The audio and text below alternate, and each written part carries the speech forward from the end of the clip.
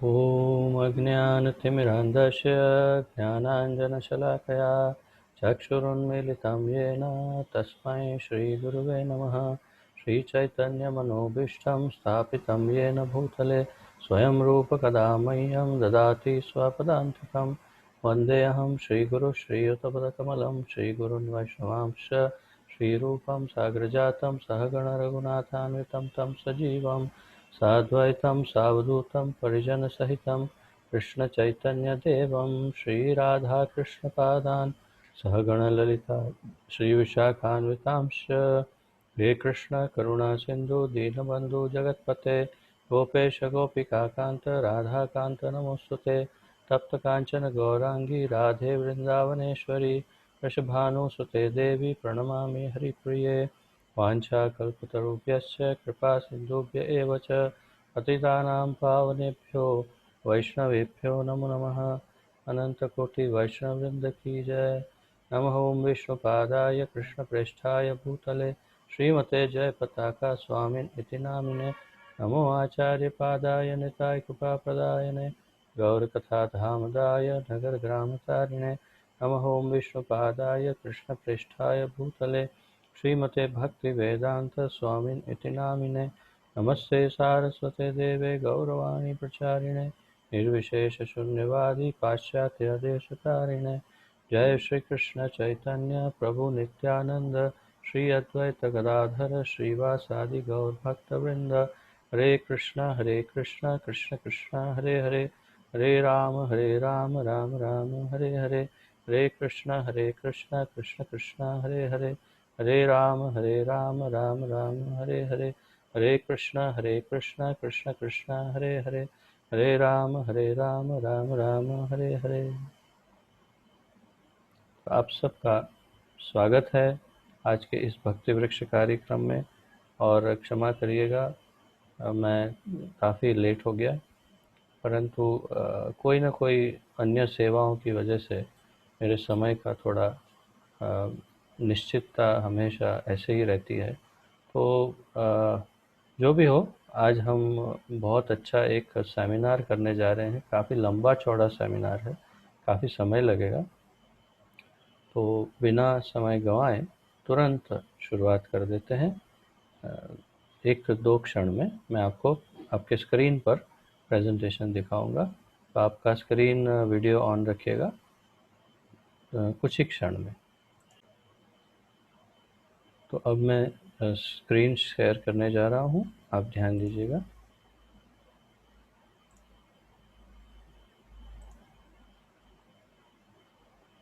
आप सब देख पा रहे हैं?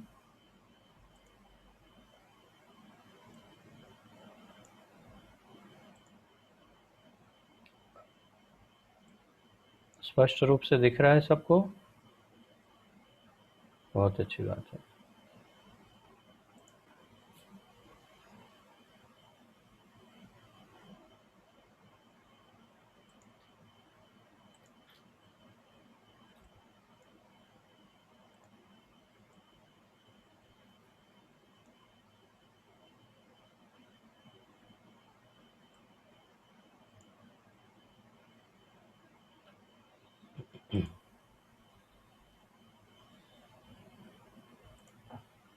हरे कृष्णा। तो आज का ये सेमिनार जो है उसमें आप सबका स्वागत है। और आज के इस सेमिनार का शीर्षक है कृष्ण साधक सेमिनार। कृष्ण साधक। तो आप हमने अब तक दो सेमिनार किए। एक सबसे पहले श्रद्धावान, उसके बाद कृष्ण सेवक, और अब ये तृतीय सेमिनार है, तीसरा, जिसका शीर्षक है कृष्ण साधक। तो उसमें सबसे पहला चर्चा का विषय है लोग नशा क्यों करते हैं। लोग नशा क्यों करते हैं। तो मैं ऐसे तो आप सबका इसमें मत जानना चाहता हूँ, परंतु समय मुझे लगता है आज बहुत ज़्यादा होने के कारण मैं केवल इसको एक प्रेजेंटेशन के रूप में आपको दिखा देता हूँ, ताकि समय अधिक नष्ट ना हो। और यदि आप किसी इसमें किसी भी विषय पर सहमत ना हो तो आप मुझे बता सकते हैं। तो पहला मत है अकेलापन दूर करने के लिए। ऐसा मत है कि अकेलापन दूर करने के लिए लोग नशा करते हैं। दूसरा मत है दुख और तकलीफ़ों को भूलने के लिए। दुख और तकलीफ़ों को भूलने के लिए। तीसरा, सत्य से मुंह मोड़ने के लिए। तो उनके जीवन में जो भी सत्य है उससे मुंह मोड़ने के लिए भी वे नशा करते हैं। तो तात्पर्य क्या है? सत्य, कैसा सत्य? तो उन्होंने कुछ गुनाह किए हो उसका सत्य, कुछ गलतियां हो गई हो उसका सत्य, या उनकी गरीबी जो है उनका सत्य, उनके शरीर में कुछ दुख है उसका सत्य। तो अलग अलग प्रकार के सत्य जिन्हें वो सह नहीं सकते उनसे मुंह मोड़ने के लिए नशा करते हैं। आत्मविश्वास प्राप्त करने के लिए नशा करते हैं। ये एक बहुत बड़ी भ्रांति है, बहुत बड़ी मान्यता है, और वास्तव में कुछ कुछ लोगों के ऊपर ये कार्य करती भी है कि कुछ लोग ये समझते हैं कि नशा करने से आत्मविश्वास बढ़ता है, परंतु ये वास्तव में अगर कुछ क्षणों के लिए बढ़ा भी देता हो तो आगे बहुत बड़े बड़े नुकसान होते हैं। मित्रों के साथ धन और समय व्यतीत करने के लिए अपना धन, अधिक धन है तो मित्रों के साथ मिलकर के उस धन को व्यय करने के लिए, व्यतीत करने के लिए भी नशा करते हैं। सामाजिक और व्यावसायिक सम्मेलनों और पार्टियों की औपचारिकता के लिए। तो सामाजिक, व्यावसायिक, वैसे अलग अलग सम्मेलन हो रहे हैं, तो उन सम्मेलनों में, पार्टियों में कुछ औपचारिकताएं भी होती है। तो कभी कभी बड़ी बड़ी पार्टियों में औपचारिकता के लिए नशा करते हैं, और ये भी उनमें से एक हैं जो नशा करते हैं। आदत और लत की वजह से, इनको आदत भी लगी हुई है, क्योंकि ये सब होने के बाद धीरे धीरे आदत लग गई। अब आदत की वजह से भी नशा अब तो करना ही पड़ता है, चाहे कोई दुख हो ना हो, तकलीफ हो ना हो, परेशानी हो ना हो, औपचारिकता हो ना हो, सामाजिक कोई सम्मेलन हो ना हो, मित्र हो ना हो, एक बार आदत लग गई तो बस फिर नशा करना ही है।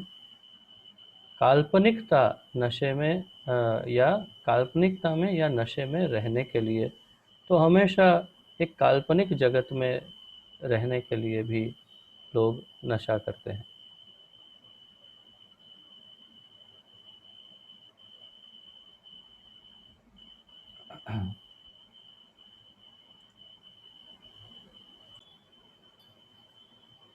तो काल्पनिकता के लिए, अपनी कल्पनाओं में, ख्यालों में रहने के लिए, और सामाजिक दिखावे के लिए, कई बार सामाजिक दिखावा करने के लिए भी नशा करते। ये बड़े बड़े कुछ बहुत बड़े पैसे वाले लोगों में भी ये रहता है, सामाजिक दिखावे के लिए। तो ये 9 पॉइंट्स यहाँ पर हैं, आपके सामने है स्क्रीन पर। और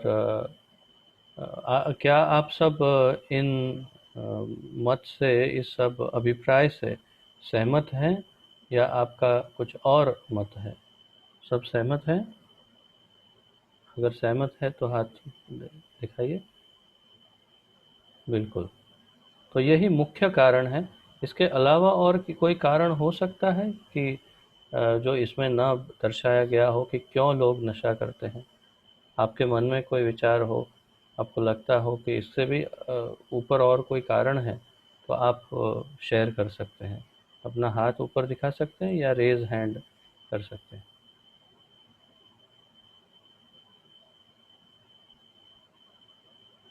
नहीं, तो ठीक है। आगे बढ़ते हैं।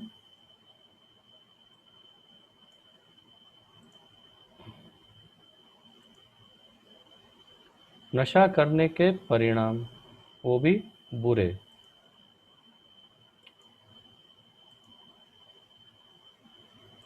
यहाँ पर बहुत सारे चित्र भी साथ साथ में आ रहे हैं, उसमें भी कुछ कुछ मैसेज है। नशा व्यक्ति को अ, लत लगा देता है और उसी पर आश्रित बना देता है। तो व्यक्ति को नशा जो है वो एक प्रकार से लत लगा करके उस पर ही आश्रित बना देता है। लीवर यकृत को और संपूर्ण शारीरिक स्वास्थ्य के लिए हानिकारक है। अब विशेष रूप से मदिरा जो है वो लीवर के लिए बहुत हानिकारक है, और अन्य जितने भी व्यसन है वो सब व्यसन शरीर को हर प्रकार से बहुत नुकसान पहुंचाते हैं। ये सब जानते भी हैं, उसके फोटोग्राफ भी छपते हैं वो तंबाकू के पुड़िया में, सिगरेट के पैकेट में, फिर भी लोग अपना जीवन स्वयं नष्ट करते हैं। नशे में व्यक्ति सामान्य कार्य करने में अक्षम रहता है। तो क्योंकि वो नशे में रहता है तो एक सामान्य व्यक्ति की तरह कार्य करने में अक्षम रहता है, कर नहीं पाता। दूसरों के प्रति असंवेदनाशील और बेपरवाह बना देता है। तो दूसरों की संवेदनाओं को समझ नहीं पाता जो नशा करता है, और लापरवाह हो जाता है दूसरों के प्रति, अर्थात उनके प्रति ध्यान नहीं देता, उनके प्रति उनके जिम्मेदारियों से वो विमुख हो जाता है, उनके प्रति जो उनकी जिम्मेदारियां हैं उससे वो विमुख हो जाता है। धन का संपूर्ण व्यय होता है। जो नशा करता है उसका धन नष्ट हो जाता है। दूसरे दिन खुमारी या सुरूर जिसे कहते हैं उसकी अवस्था का अनुभव होता है। तो दूसरे दिन भी एक नशे में वो झूमता है। समय से पीना बहुत कठिन होता है, अर्थात कि अगर किसी को मदिरा पीने की आदत है तो समय से और संयम से, क्षमा कीजिए, संयम से पीना बहुत ही कठिन है। वो अगर बहुत कम लोग ऐसे मैंने सुने हैं कि जिन्होंने नियम बनाया कि प्रतिदिन इतना ही पिएंगे। एक बार चालू करते हैं तो संयम निकल जाता है। तो ये हर प्रकार से आत्म संयम को हर प्रकार से नुकसान ही नुकसान करता है। नशे में वाहन चलाने से अनगिनत जाने जाती है, बल्कि ये अमेरिका के अंदर ये एक इसका इसके बारे में अवलोकन किया और एनालिसिस करके कुछ आंकड़े निकाले तो पता चला कि सबसे अधिक जाने रोड एक्सीडेंट में जाती है, और वो भी तब जब नशा करके वाहन चलाते हैं। तो नशा करके वाहन चलाने से अनगिनत लोगों की जाने जाती है। गैर जिम्मेदाराना हरकत की वजह से अनेक परिवार टूट जाते हैं, क्योंकि जो नशा करते हैं उनके परिवार में हमेशा क्लेश ही होता है, कलह ही होता है, झगड़ा ही होता है, मन भेद, मतभेद और दुख ही होता है उत्पन्न, और इसलिए कई परिवार टूट जाते हैं नशे की वजह से। विविध प्रकार की हिंसा को जन्म देता है, जैसे कि पत्नी पर हाथ उठाना इत्यादि। तो बहुत ही भयानक हिंसाएं भी इन नशों से ही उत्पन्न होती है, जैसे अपनी पत्नी पर या बच्चों पर या परिवारजनों पर, कभी-कभी तो अपने माता-पिता पर भी हाथ उठाते हैं, और बहुत ही भयानक परिणाम होते हैं। बच्चों पर बहुत से भयानक और नकारात्मक असर छोड़ता है। तो जो छोटे बच्चे होते हैं घर में, जिनके सामने नशा किया जाता है, वो उनके ऊपर बहुत बुरी असर इसकी होती है यदि घर में कोई नशा नशा करता है तो। व्यक्ति का आत्मसम्मान, सामाजिक प्रतिष्ठा और गौरव नष्ट कर देता है। तो समाज में व्यक्ति का जो आत्मसम्मान है वो समाप्त हो जाता है, लोग उसे नशाखोर कहते हैं। सामाजिक प्रतिष्ठा, उसकी कोई प्रतिष्ठा हो तो लोग उसके साथ मिलना जुलना नहीं चाहते। बोलते हैं ये नशाखोर है, ये व्यक्ति कुछ भी काम का नहीं, और उसका जो गौरव होता है, मान, वो सब सब समाप्त हो जाता है नशा करने से। तो ये 12 हमारे मत से इसके नुकसान हैं, बहुत भयानक नुकसान, जो नशाखोरी की वजह से होते हैं। तो इसमें आप लोगों का कोई मत है, कुछ और रह गया हो इसमें जो आपको लगता हो कि नशा करने से और भी कुछ नुकसान हो, तो आप अपना मत प्रकट कर सकते हैं। क्या हमने सब कवर कर लिया है अधिक से अधिक?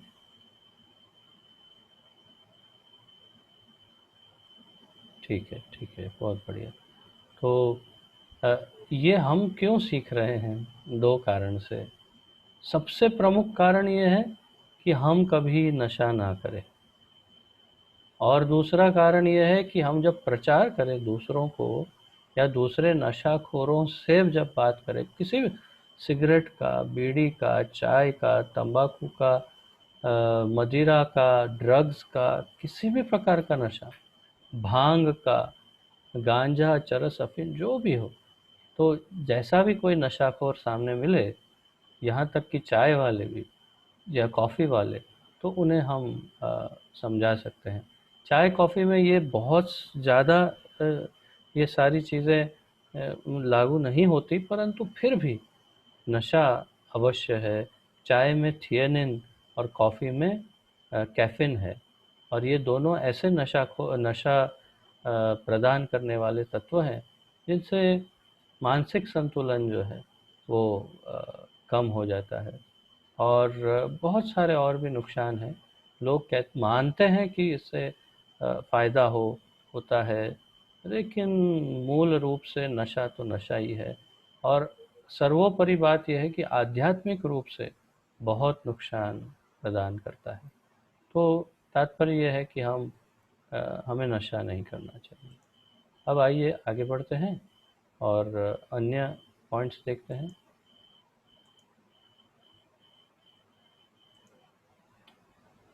तो इसका विकल्प क्या है? यदि नशे से मुक्ति चाहिए तो क्या विकल्प है? तो इसका विकल्प है कृष्ण भावनामृत। यदि कोई कृष्ण भावनामृत आंदोलन से जुड़ जाता है तो वो संपूर्ण रूप से नशे से मुक्त हो सकता है। तो मैं हमेशा जब भी ये सेमिनार लेता हूँ, अवश्य मेरा ही उदाहरण देता हूँ, क्योंकि एक समय पर मुझे सिगरेट पीने की आदत थी, और मैं जब कृष्ण भावनामृत से जुड़ा, कृष्ण भावनामृत आंदोलन में जुड़ा, तब मेरी ये आदत बहुत ही आसानी से संपूर्ण रूप से छूट गई। कई वर्षों पूर्व की बात है ये, जब मैं नया नया इसमें जुड़ा था। उससे पहले दुबई में था, और वहाँ सिगरेट पीने की आदत थी, परंतु छोड़ना चाहता था, हमेशा अंदर से इच्छा होती है छोड़, लेकिन छोड़ नहीं पाता। और जैसे ही मैंने इस आध्यात्मिक संप्रदाय से अपना नाता जोड़ा, जैसे ही इस्कॉन से जुड़ गया, कृष्ण भावनामृत आंदोलन से जुड़ा, भक्तों के संग में आया, तो मेरा पूरा जो स्वभाव है, मेरी जो इच्छाएं हैं, मेरे विचार है, उस सब में बड़ा परिवर्तन आया, और बहुत ही आसानी से मैं छोड़ पाया। तो यदि कोई अ, आप में से यदि किसी को कोई आदत हो अभी भी, किसी कारणवश, अ, तंबाकू, सिगरेट, बीड़ी आदि, या मदिरा की, या कोई भी नशा, यहाँ तक कि चाय और कॉफ़ी भी यदि आप छोड़ नहीं पा रहे हैं, तो कृष्ण भावनामृत आंदोलन और भक्तों का संग ही इसका सर्वोपरि उपाय है। सब मिलके साथ में कीर्तन करते हैं, सब सत्संग करते हैं, जैसे आप स्क्रीन पर सब चित्र देख रहे हैं, बैठ के जप करते हैं, भगवान की अनेक सेवाएं करते हैं, जैसे मध्य में जो चित्र है, आरती करना, मंदिर की या घर की, घर में जहाँ भगवान है उनकी सफाई करना, अ, उनके लिए अच्छा अच्छा भोग बनाना, प्रसाद ग्रहण करना भी सेवा है, बर्तन साफ करना, प्रचार करना, बुक डिस्ट्रीब्यूशन करना, भगवत गीता आदि, और प्रसाद वितरण करना आदि, कई कई सेवाएं हैं, उन सेवाओं में जब लग जाते हैं, भक्तों का संग करते हैं, तो नशा बहुत ही आसानी से भूल जाते हैं। और ये कई भक्तों का अ, अपना स्वयं का ये अनुभव है। आपको आश्चर्य होगा, परंतु श्रील प्रभुपाद जी ने जब विदेश में इस आंदोलन की शुरुआत की थी 1966 और 67 में, 1966-67 में, तो उस समय पहले पहले उनके पास जितने भी लोग आते थे वो सब हिप्पी होते थे। हिप्पी का अर्थ है कि वो लोग जिन्होंने अपना घर बार त्याग दिया है, जो लोग 24 घंटा नशा में रहते हैं, मदिरा, सिगरेट और ड्रग्स, मारिजुआना कहते हैं एक ड्रग को वो, और गांजा, अफीम, चरस, ब्राउन शुगर, ऐसे ऐसे ड्रग्स का सेवन करते थे। और एक ड्रग है जिसका नाम मैं भूल गया, व्हाट इज दैट, जो उस टाइम बहुत फेमस था वो ड्रग, LSD, LSD। तो ऐसे ऐसे ड्रग्स का सेवन करते थे। और ये सब ऐसे नशाखोर लोग प्रभुपाद जी की शरण में आए, और आपको आश्चर्य होगा कि इन सब ने सबके नशे छूट गए। और इनमें से कई लोग आज हमारे संप्रदाय में बड़े बड़े बहुत ही सीनियर सन्यासी हैं। आपको आश्चर्य होगा ये सुनकर। संन्यास दीक्षा तक ग्रहण करके उनके अपने हजारों शिष्य हैं, ऐसे वरिष्ठ सन्यासी हैं हमारे आंदोलन में। और 50 वर्ष पूर्व प्रभुपाद जी ने उनका सबका नशा छुड़वा दिया, केवल कृष्ण भावनामृत आंदोलन से। तो ये बात आप अपने लिए भी सीखिए और दूसरों को भी बताइए। जिनसे मिलते हैं, जिनको इस आंदोलन के बारे में बताते हैं, उनको ये बताइए। यदि कोई नशा करता है, नशा छोड़ नहीं पाता, तो उनको आह्वान दीजिए कि आइए हमारे आंदोलन में और आपका नशा छोड़ दीजिए।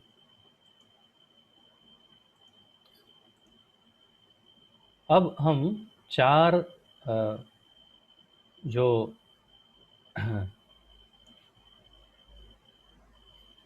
चार नियम का पालन करते हैं, उन चार नियमों की चर्चा करेंगे, थोड़ा सा विस्तार से, बहुत अधिक नहीं, ऐसे संक्षिप्त में, परंतु थोड़ा विस्तार से।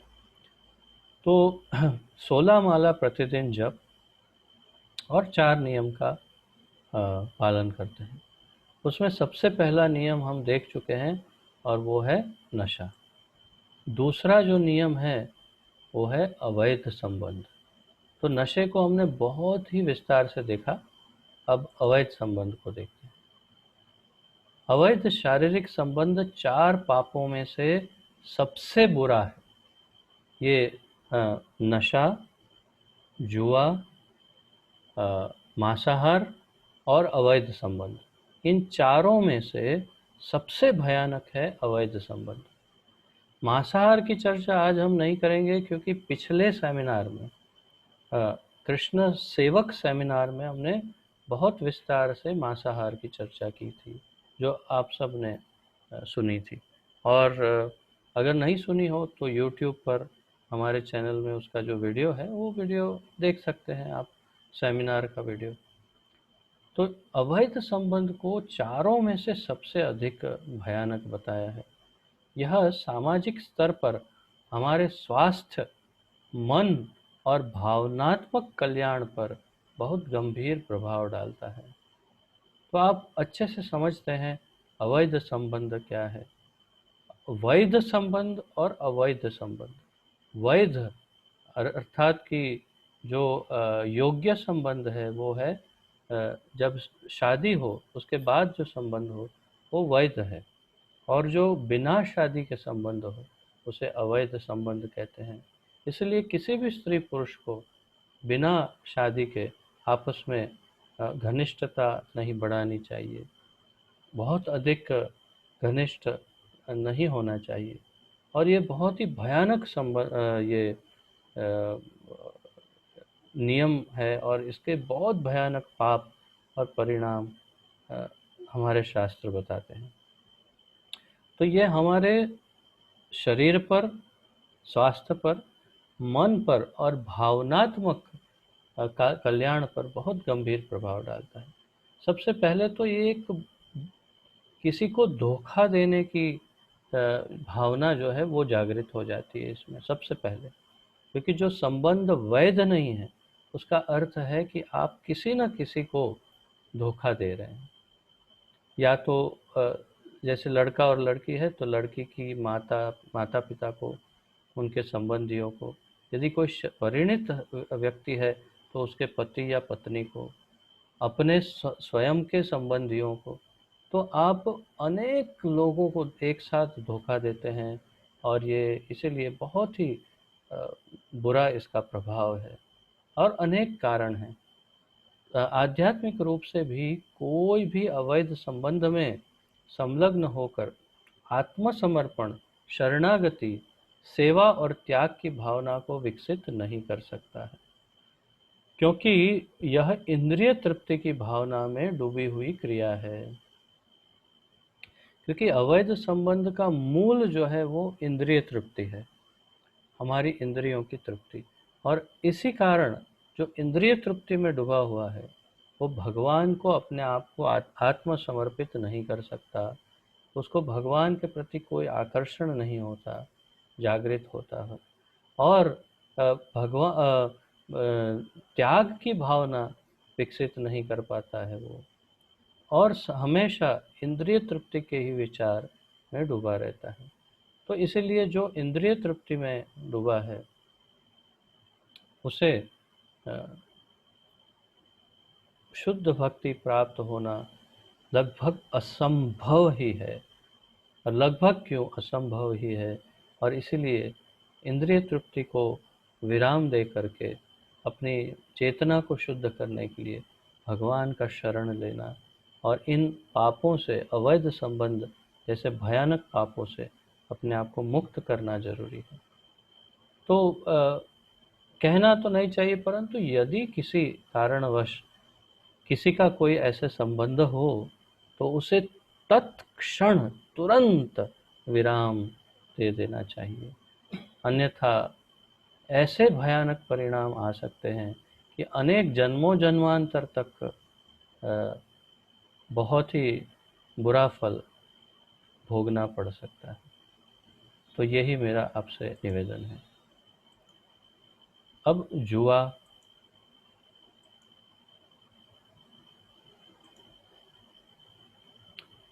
जुआ परिणाम के जोखिम के बारे में मन को बहुत चिंतित और परेशान करता है। जो लोग जुआ खेलते हैं उनका मन हमेशा व्यथित, व्यग्र और चिंतित रहता है कि क्या होगा, अब क्या होगा, जीतूंगा, कितना जीतूंगा, हारूंगा, क्या हो, हार जाऊंगा, ऐसे। इसके इससे दूसरों पर अविश्वास उत्पन्न होता है। इससे दूसरों के ऊपर अविश्वास उत्पन्न होता है और हिंसा की भी उत्पत्ति होती है। इसमें से हिंसा भी हो सकती है। इसलिए जुआ भी भक्तिमय सेवा के लिए एक बड़ी बाधा के रूप में कार्य करता है। जुआ भी भक्ति में बहुत बड़ी बाधा है, बहुत बड़ी बाधा के रूप में कार्य करता है जुआ। इसलिए जुआ भी तत्क्षण छोड़ देना चाहिए। अच्छा, अवैध संबंध क्या है वो तो समझ में आ गया, नशा क्या क्या है वो भी समझ में आ गया, क्या क्या छोड़ना है। और मांसाहार तो पहले ही हमने देख लिया था क्या छोड़ना। तो जुआ, तो आप कहेंगे हम तो जुआ खेलते ही नहीं, परंतु रुकिए, जुआ किसे कहते हैं? जहाँ कुछ भी दांव पर लगता है, जहाँ कोई भी वस्तु की अनिश्चितता होती है, उसे जुआ कहते हैं। और इसीलिए हमारे आचार्यों ने बताया कि जो सामान्य चौसर का खेल खेलते हैं वो तो जुआ है ही, परंतु पत्ते, ताश खेलना, बिना शर्त के भी ताश खेलना, वो भी जुए का ही भाग है। लॉटरी की टिकट खरीदना, ये भी जुआ है। स्वर्ण या शेर का सट्टा करना, सट्टा, किसी भी प्रकार का सट्टा जो है वो भी निश्चित रूप से जुआ ही है। हाँ, शेयर में इन्वेस्टमेंट किया है, आज खरीदे हैं, 10 साल बाद बच्चे की शादी है तब बेच दिए शेयर, अलग बात है। परंतु आज बेचे, 2 घंटे के बाद फिर खरीद लिए, फिर कल फिर बेच दिए, तो दाम बढ़ गया, कम हो गया, जो इसी मार्केट के ऊपर आधार रखते हैं वो निश्चित रूप से जुआ ही खेलते हैं। उन्हें जुआरी ही कहा जाता है और उनका परिणाम भयानक ही आता है। भक्ति में कभी भी मन स्थिर नहीं ही हो सकता, उनका चित्त व्यग्र ही रहता है और उनका परिणाम बुरा ही आता है। तो तात्पर्य ये है कि किसी भी ऐसी शर्त लगाना कि शर्त लगाओ, ये है वो है, लॉटरी या फिर सट्टा, या ये जो चौसर, ताश आदि खेलते हैं, या कैसीनो होते हैं विदेश में जहाँ पर ऐसे गेम्स खिलवाते हैं, तो ये सब अ, जुआ ही है और ये आध्यात्मिक रूप से भक्ति के लिए बहुत नुकसानदायक। तो ये हुई 4 नियमों की बात।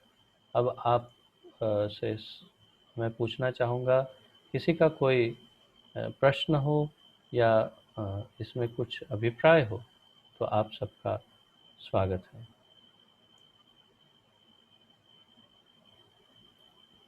चारों नियम स्पष्ट समझ में आए हैं?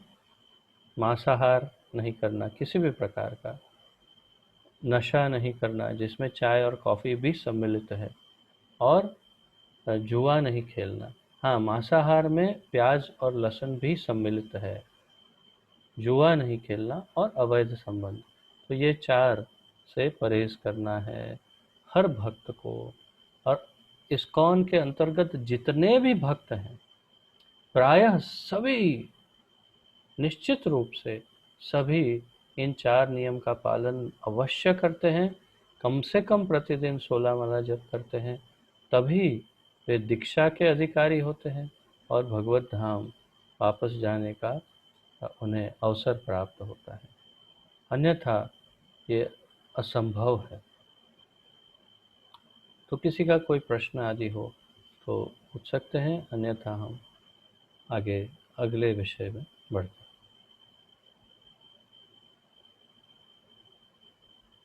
ठीक है, तो आइए आगे बढ़ते हैं।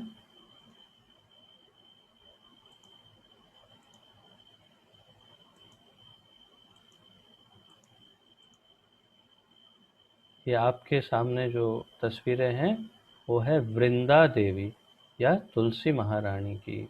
तो तुलसी देवी और वृंदा देवी, वृंदा देवी मूल है, वृंदा में से ही तुलसी उत्पन्न होती है, जो भगवान की नित्य संगिनी है और हमारी पूज्या है, आराध्या भी है। हम सब वैष्णव हमेशा हमेशा तुलसी देवी की और वृंदा देवी की बहुत ही आदर पूर्वक पूजा और आराधना, सेवा आदि करते हैं। तो तुलसी देवी का क्या महत्व है और उनकी क्या कथा है, उनकी सेवा पूजा कैसे की जानी चाहिए, इनके बारे में आज थोड़ा संक्षिप्त में हम जानकारी प्राप्त करेंगे। तो पहले इनकी कथा करते हैं कि तुलसी महारानी क्या है।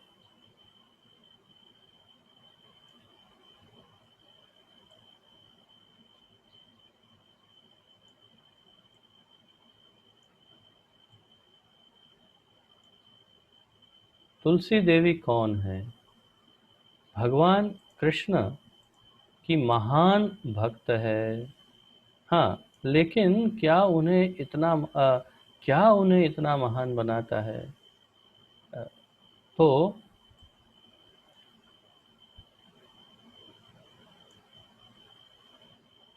क्यों क्यों इस्कॉन के हर मंदिर में और हर वैष्णव मंदिरों में उनकी पूजा होती है? उन्हें इस तरह पूजनीय होने के लिए उन्होंने क्या किया, वृंदा देवी ने, उनका क्या विशेष स्थान है।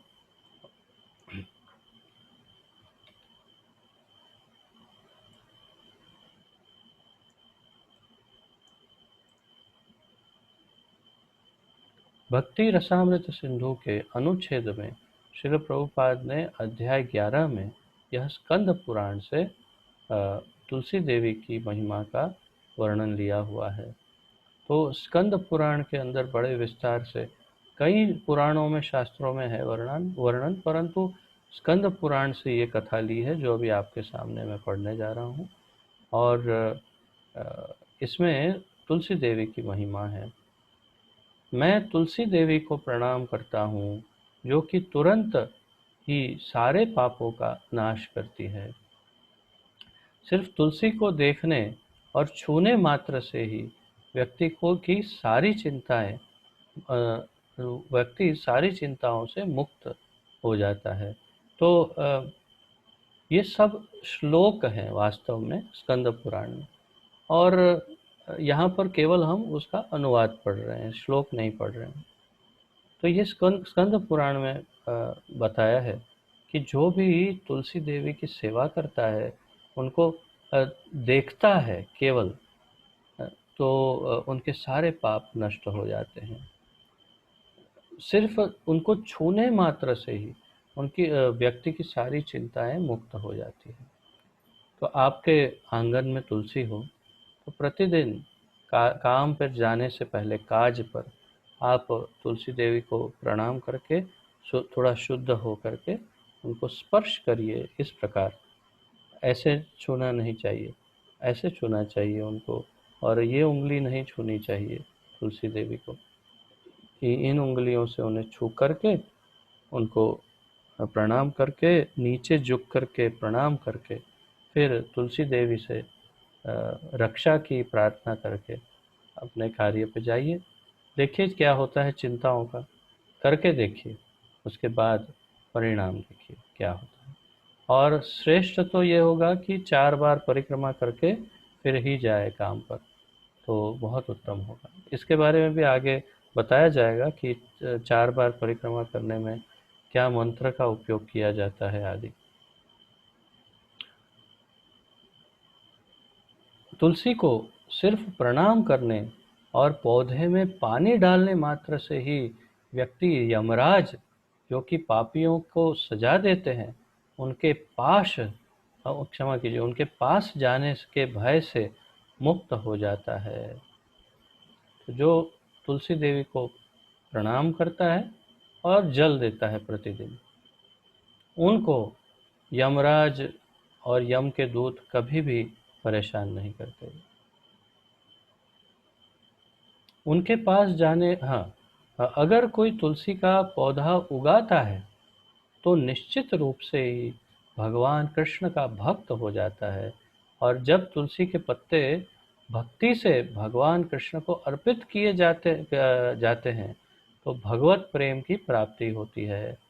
जब तुलसी पत्र ठाकुर जी को अर्पण करते हैं तो भगवत प्रेम की प्राप्ति होती है, कृष्ण प्रेम प्राप्त होता है। और यदि कोई पौधा उगाता है तो भी उसे कृष्ण भक्ति प्राप्त हो जाती है। कुशाव्रत दास के ब्रह्म संहिता के अनुवाद में के भाग 2 अध्याय 15 में श्लोक 37 से 39 में बताया है।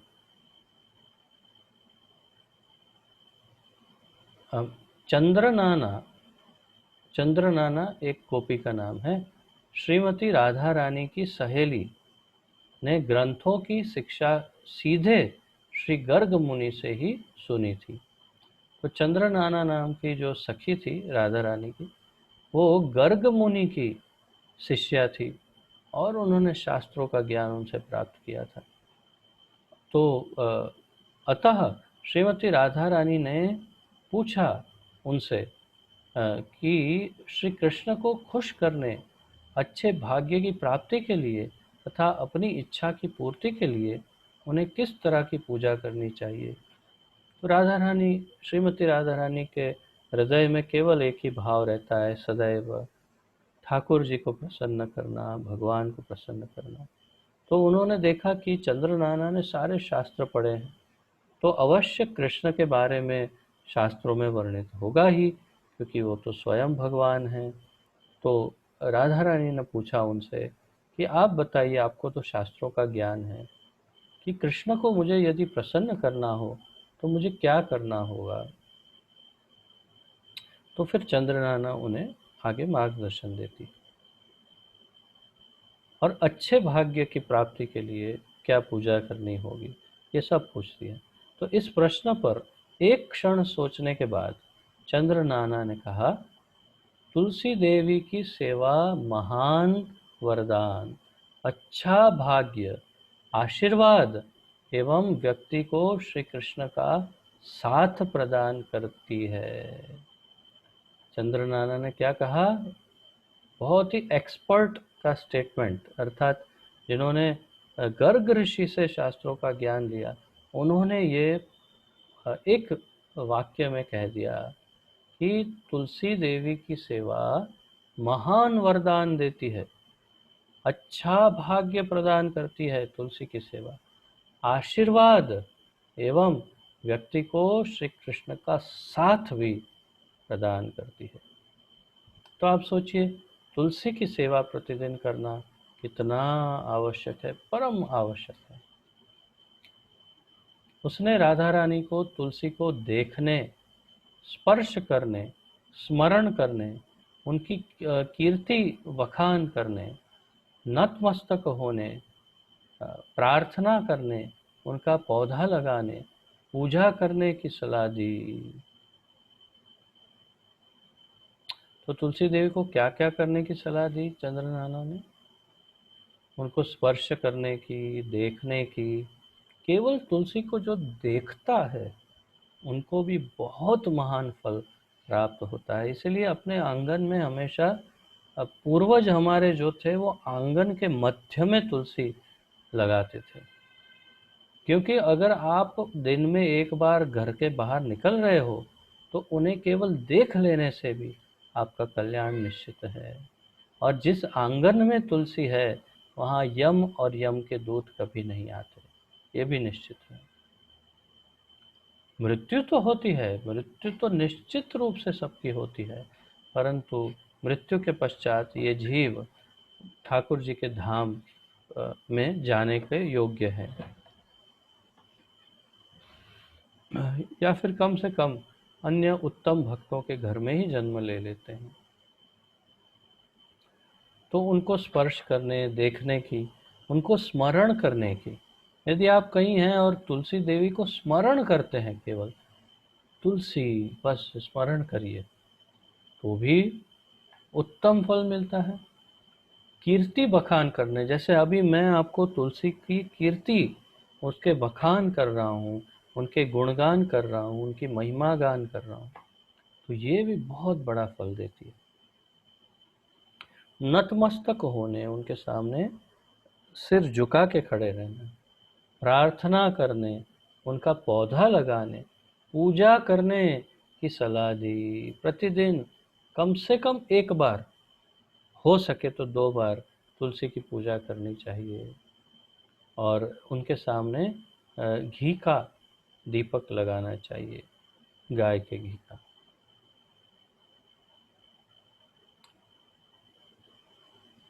चंद्रनाना ने विश्वास दिलाया राधा रानी को कि ऐसा करने से तुलसी राधा रानी की इच्छा पूरी करेगी, उससे उन्हें हजारों युगों के पुण्यों का फल मिलेगा। चंद्रनाना ने आगे कहा, जो तुलसी का पौधा लगाता है वह अपने परिवार को जन्म मृत्यु से मुक्त कराता है। जितनी भी शाखा, उपशाखा, बीज, फूल और पत्ते तुलसी के पौधे पर होते हैं, जिनकी व्यक्ति सेवा करता है, उसकी उतनी ही पीढ़ी और उसके परिवार की के आगे की पीढ़ी भी हजारों कल्पों तक कृष्ण के आध्यात्मिक धाम में चले जाते हैं। जब कोई प्यार से श्री कृष्ण को एक तुलसी पत्र अर्पित करता है उसे सारे संसार के पत्र पुष्प को भेंट करने का फल मिल जाता है। बताइए, केवल एक तुलसी पत्र जो कृष्ण को अर्पण करता है, उन्हें सारे संसार के सारे पत्र और पुष्पों को भगवान को अर्पण करने का फल मिल जाता है। जो भगवान श्री कृष्ण की तुलसी के साथ पूजा करता है, उसे पाप स्पर्श भी नहीं कर सकते। वैसे ही जैसे कि कमल के पत्तियों को पानी स्पर्श नहीं कर सकता, यमराज के दूत उस घर में भी कभी प्रवेश नहीं करेंगे जिस घर के मध्य में तुलसी का पौधा हो। अगर कोई तुलसी का पौधा लगाए, उसकी रक्षा करे, उसे पानी दे, तो उसे देखे, उसे स्पर्श करे, तुलसी उसके सारे पापों को, जो कि वह शरीर, मन व शब्द से करता है, उसे जला देती है। यदि हमने शरीर, मन, वचन, कर्म से, शरीर से, मन से और अपने शब्दों से कोई पाप या अपराध किए हों, पाप, अपराध नहीं, पाप, तो सारे पापों को तुलसी देवी जला देती है। और इसीलिए जब तुलसी महारानी की परिक्रमा करते हैं तो क्या मंत्र बोलते हैं? यानि कानि च पापानि ब्रह्म हत्यादिकानि च तानि तानि प्रणश्यन्ति प्रदक्षिण पदे पदे। यानि कानि च पापानि ब्रह्म हत्यादिकानि च। जो भी किसी भी प्रकार का पाप मैंने किया हो, परिक्रमा करते करते बोलता है व्यक्ति, ब्रह्म हत्यादिकानि च, अगर किसी ब्राह्मण की हत्या भी गलती से हो गई हो, जानबूझ के नहीं, इतना भयानक पाप, तो क्या होगा? तानि तानि प्रणश्यन्ति प्रदक्षिण पदे पदे। जैसे जैसे एक एक पद पर मैं प्रदक्षिणा करते जाता हूँ तुलसी महारानी की, मेरे हरेक पाप हर पद पद पर प्रणश्यन्ति, विनष्ट हो जाते हैं। तो हर प्रकार का पाप तुलसी देवी की परिक्रमा से अवश्य नष्ट हो जाता है। एकदम 100% गारंटी, 100%। किसी भी प्रकार का पाप हो, तुलसी देवी की परिक्रमा करने से अवश्य समाप्त हो जाता है। परंतु आगे पाप न करने की शर्त के साथ, तो वो ध्यान रखना होगा। ये नहीं कि आज पाप करके आए, घर में आके 4 गोल घूम गए, फिर कल पाप किया, शाम को आके फिर 4 गोल, ये नहीं चलेगा।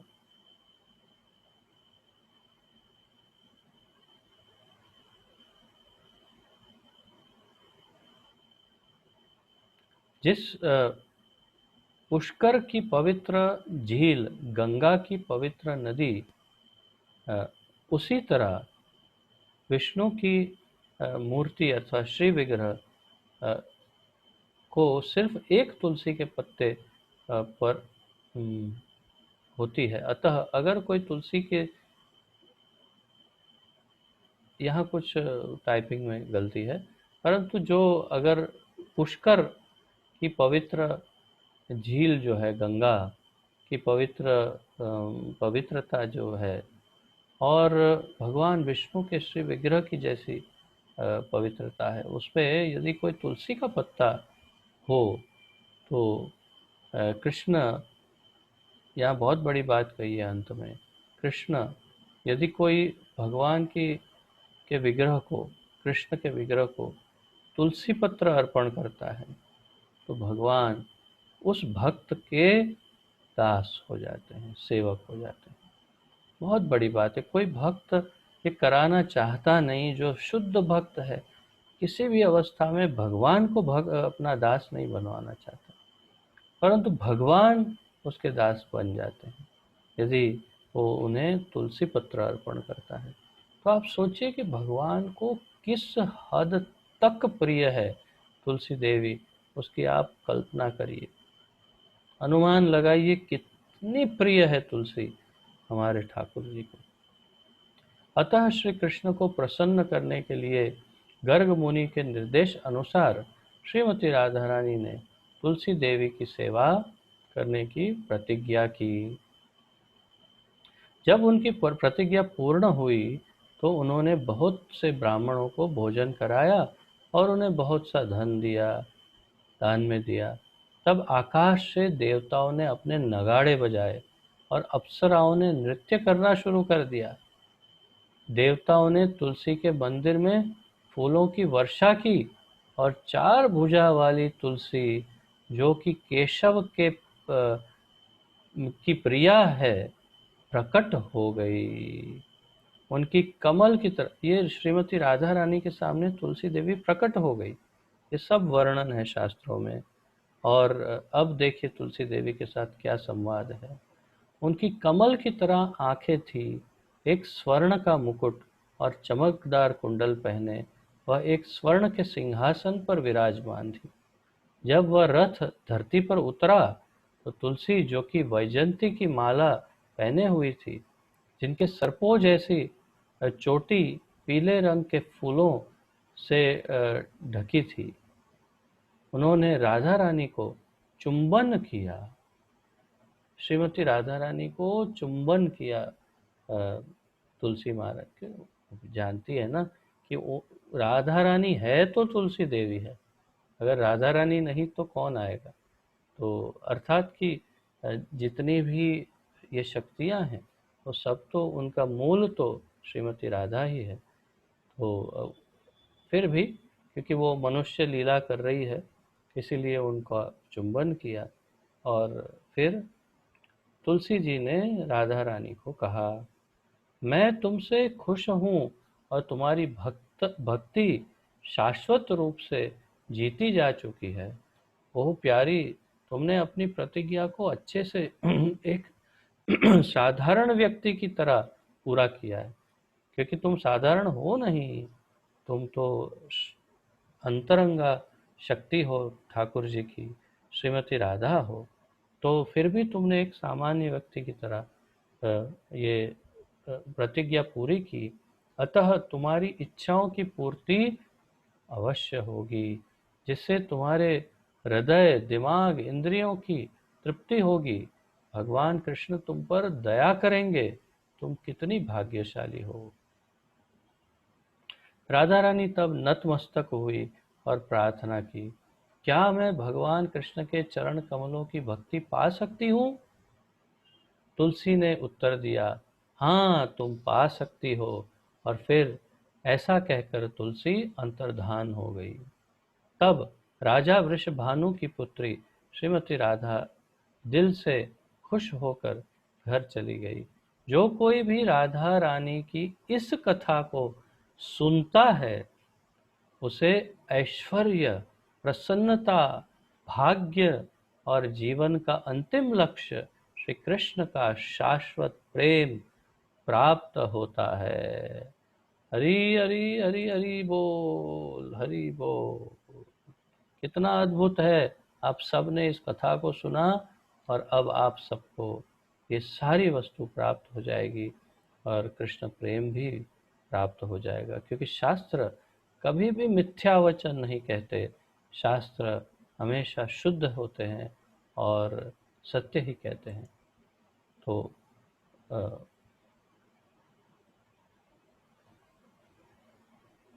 और एक प्रार्थना तुलसी देवी के लिए। और ये पूरी प्रार्थना वही है जो आप आरती करते हैं और परिक्रमा करते हैं, उसमें जो भी प्रार्थना है वही प्रार्थना है। मैं तुलसी देवी को प्रणाम करती हूँ, जो कि भगवान केशव की प्रिया है। ओ देवी, आप हमें श्री कृष्ण की भक्ति, जो कि सबसे बड़ा सत्य है, प्रदान करती हो।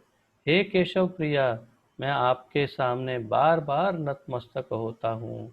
मेरी इच्छा श्री कृष्ण और श्री राधा की सेवा करनी है। ये आरती है पूरी। आप में से यदि कोई इस आरती को कंठस्थ जानते हैं तो आप समझ रहे होंगे कि ये उसी का अनुवाद है।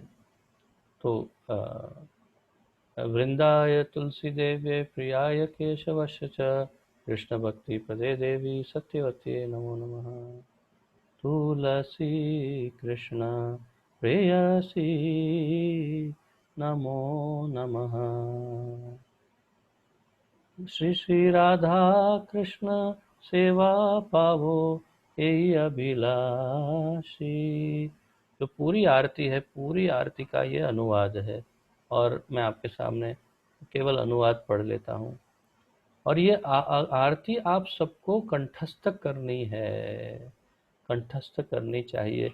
आपके पास यदि बांग्ला में वो किताब हो नाम हट, तो उसमें वो दी हुई है आरती। और जो हिंदी भाषी है उन लोगों को मुझे व्हाट्सएप पर भेजना होगा, परंतु मुझे कोई मैसेज आएगा कि हमें ये चाहिए, तो तब मैं ये सारी आरतियाँ सब आपको भेज सकता हूँ हिंदी में। अन्यथा बंगाली में तो उस नाम हट पुस्तक में ये सब दिया है। आप सबको ये आरती कंठस्थ करनी है और प्रतिदिन सुबह शाम ये आरती गा करके तुलसी महारानी के सामने एक दिया लगाना। इतना करना चाहिए, बहुत ही गजब का फल प्राप्त होगा, पूरा जीवन बदल जाएगा, ये निश्चित है। तो केशव प्रिया मैं आपके ओ केशव प्रिया मैं आपके सामने बार बार नतमस्तक होता हूँ। मेरी इच्छा श्री कृष्ण और राधा की सेवा करना है। जो आपकी शरण आता है उसकी मनोकामना पूरी होती है। जे तमार शरण लय तार वांछा पूर्ण होय, और वह आपकी दया से वृंदावन का वासी होता है। कृपा करी करो तारे वृंदावन वासी।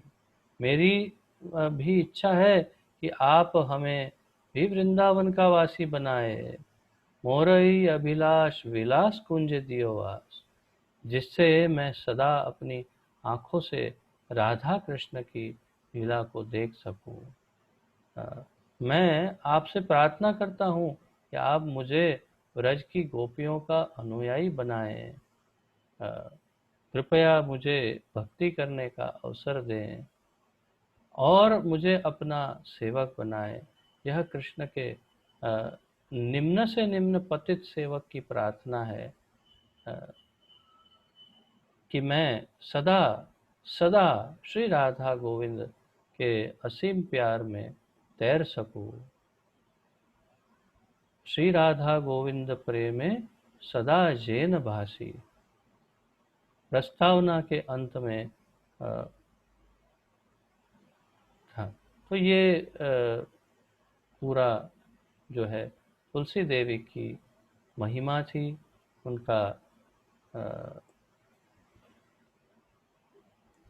उनकी कथा थी। और अब आपसे ये निवेदन है सबसे कि आप सब प्रतिदिन तुलसी देवी की पूजा और सेवा करने का निश्चय करिए। आप में से कितने भक्त आज ही ये निश्चित करते हैं, निश्चय करते हैं कि प्रतिदिन हम कम से कम एक बार, अगर हो सके तो 2 बार, पर सुबह और शाम को, परंतु कम से कम एक बार तुलसी देवी की पूजा और उनके सामने दीपक अवश्य प्रकट करेंगे। इतना नियम लेने के लिए कौन तैयार है? अपने हाथ ऊपर उठाइए या फिर हैंड रेस का सिंबल दिखाइए। हरि बोल। बहुत सुंदर, बहुत उत्तम। 3 जन, 4 जन, 5, 5 भक्तों ने, 6, और 6 भक्तों ने ये अपना हाथ ऊपर करके ये स्वीकार किया कि हम नियमित रूप से ये करेंगे। इसमें यदि हमारा मार्गदर्शन चाहिए तो आप पहले तो अपने जो ग्रुप लीडर हैं, अक्षय कृष्ण सेवा प्रभु है और समदर्शी माधव प्रभु है, उनसे मार्गदर्शन प्राप्त करिए। वो आपको अवश्य मार्गदर्शन देंगे।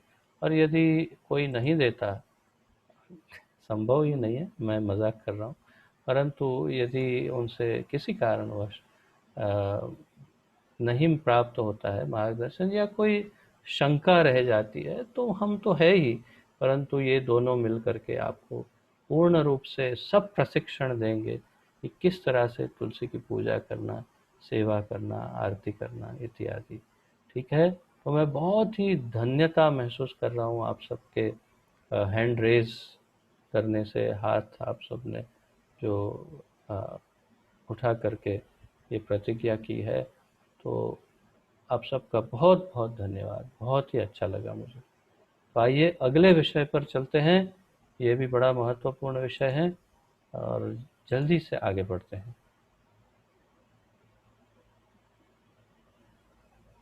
तुलसी महारानी की सेवा पूजा करने से होने वाले लाभ और सेवा पूजा और देखभाल कैसे करें, आज संक्षिप्त में देख लेते हैं। थोड़ा कथा हमने सुन ली तुलसी महारानी की, और अब उनके सेवा से होने वाले लाभ। तुलसी के पौधे, हाँ, ये स्कंद पुराण के और पद्म पुराण का उत्तराखंड, ये दोनों में ये श्लोक है। तुलसी के पौधे वाला प्रत्येक घर तीर्थ स्थल है और कोई भी रोग, मृत्यु के देवता, यम के दूत इसमें प्रवेश नहीं कर सकते। तुलसी सभी प्रकार से शुभ है, केवल उन्हें देखकर, स्पर्श करके, केवल स्मरण करके, केवल प्रार्थना करके, केवल प्रणाम करके या केवल तुलसी को बोने से या अर्थात उगाने से हमेशा शुभ होता है। जो कोई भी उपरोक्त तरीकों से तुलसी के पेड़ के संपर्क में आते हैं, वैकुंठ में अनंत काल तक रहते हैं। ये भी स्कंद पुराण से था। अब ये नारदीय पुराण से है। जैसा कि गंगा नदी के नाम का जप करने से व्यक्ति सभी प्रकार के सांसारिक पापों से मुक्त हो जाता है, यदि कोई तुलसी के नाम का नाम जपता है या भक्ति के साथ भगवान श्री हरि की महिमा का जप करता है, तो उसे समान फल प्राप्त होता है।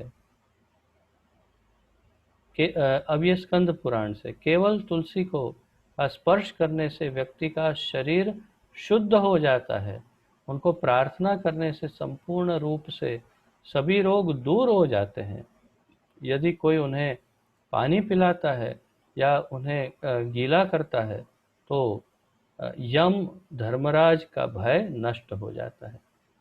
तो देखिए, जैसे ही वटवा के जो भक्त हों इसमें, वो जानते हैं कि जब आनंदेश्वर प्रभु बीमार हुए, तो मैंने सभी भक्तों से निवेदन किया था कि आप उनके लिए, उनके नाम से तुलसी देवी की 4 बार अधिक परिक्रमा करें। अपने लिए तो रोज 4 बार करते हैं, परंतु उनके लिए अलग से 4 बार परिक्रमा करिए। देखिए, यहाँ स्पष्ट रूप से बताया है, और इसीलिए अब वे काफ़ी स्वस्थ हो गए हैं। आनंदेश्वर प्रभु अभी भी है अस्पताल में, परंतु फिर भी।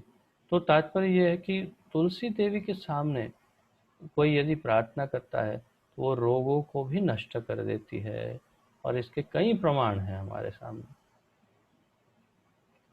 श्रील भक्ति सिद्धांत सरस्वती ठाकुर ने कहा, तुलसी भगवान कृष्ण की सबसे प्रिय हैं, और इस प्रकार उनके पत्ते और फूल भी उन्हें सबसे अधिक प्रिय हैं।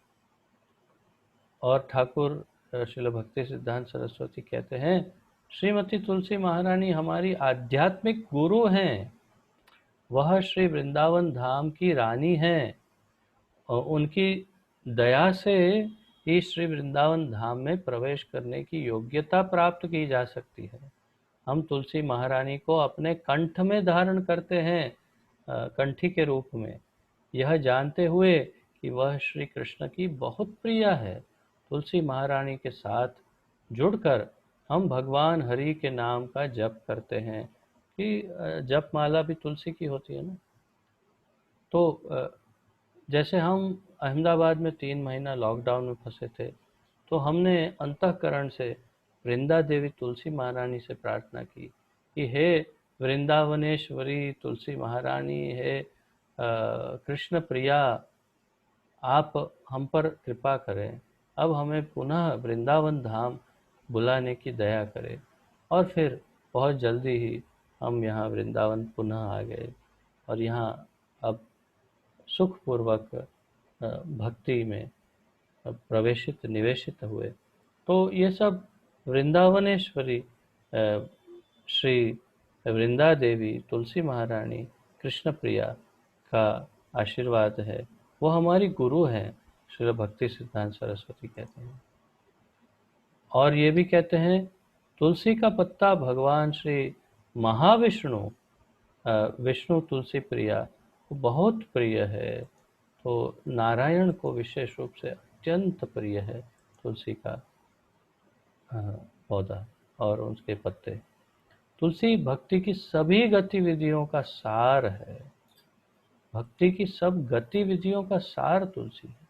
तुलसी देवी की पत्तियां, फूल, जड़ें, छाल, शाखाएं, तना और छाया सभी आध्यात्मिक है। आप ऐसा नहीं कह सकते कि तुलसी का मूल ठीक है, उसका क्या काम है, छोड़ दो उसको, फेंक दो, हम तो सिर्फ पत्ते। तुलसी की हर एक वस्तु, उनकी मांजरियां, पत्तियां, फूल अर्थात मंजरी, जड़ें, छाल, शाखाएं, सब कुछ, उनकी छाया भी आध्यात्मिक है। सब कुछ आध्यात्मिक है। जो भगवान कृष्ण को तुलसी मंजरी अर्पित करता है, उसे अन्य सभी प्रकार के फूल अर्पण करने का लाभ प्राप्त होता है और वह कृष्ण के धाम पुनः वापस जाता है।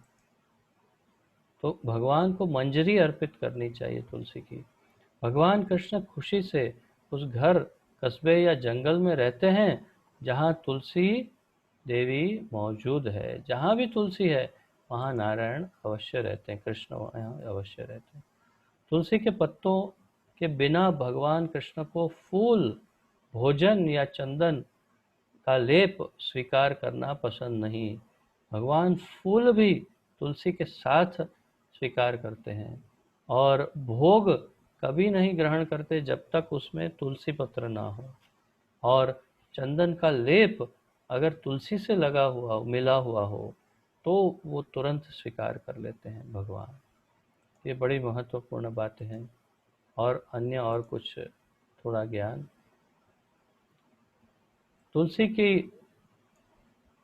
के पत्ते के साथ भगवान कृष्ण की प्रतिदिन पूजा करता है, वह सभी प्रकार की तपस्या, दान और त्याग के फल को प्राप्त करता है। वास्तव में उसके पास करने के लिए कोई अन्य कर्तव्य नहीं है और उसने शास्त्रों के सार को जान लिया है। ये समझना चाहिए। जो तुलसी के पत्तों के साथ भगवान कृष्ण की पूजा करता है, वह अपने सभी पूर्वजों को जन्म मृत्यु के दायरे से मुक्त करता है। कलयुग में जो तुलसी की पूजा करता है, यदि याद करता है, रोपण करता है, उनके सामने कीर्तन करता है, तुलसी उनकी सभी पाप पूर्ण क्रियाओं को जला देती है और वह जल्दी से भगवान कृष्ण के निवास को प्राप्त करता है। जो तुलसी की महिमा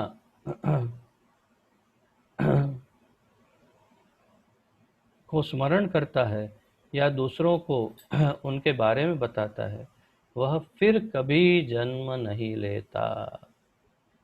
बहुत बड़ी बात है। कृष्ण तुलसी मुक्ति प्रदायिनी भी है। जो तुलसी की महिमा का स्मरण करता है या दूसरों को बताता है, वो फिर कभी जन्म नहीं लेता। तुलसी के पौधे के सन्मुख हरे कृष्ण महामंत्र के जप को व्रत के साथ करने की प्रक्रिया में इतना प्रबल आध्यात्मिक सामर्थ्य है कि केवल इसके करने से व्यक्ति आध्यात्मिक रूप से मजबूत बन सकता है। चैतन्य चरितामृत में बताया है। तो उनकी पूजा कैसे की जाए?